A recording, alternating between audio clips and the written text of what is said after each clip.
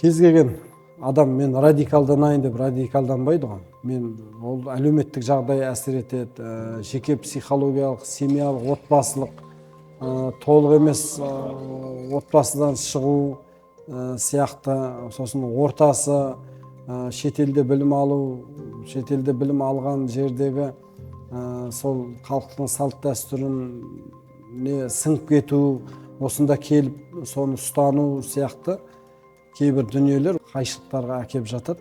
Жастарда амбиция бар, бірақ көп құндылық жоқ. Сондықтан бұлар жеке басына келген кезде кейде осын бір өзі приключение іздеп жүретін уақыттары. 25-й кадр деген бар ғой.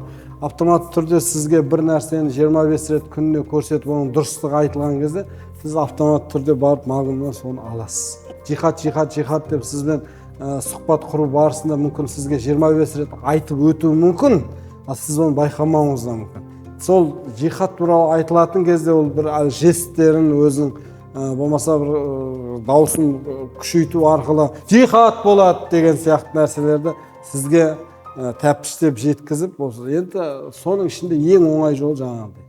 Әлемдік психологтар бар, батыста, бұлар жаңағыдай зейнетке тағы басқа шыққаннан кейін көп тілді ғалымдар бар, олар жай отырмайды, олар сол әр группаға адам жинап берген үшін де ақша алып отырады. Әр атана, әр аға, әр іні өзінің апасына, өзіне, ұялы телефонына жақсы мұқият болу керек.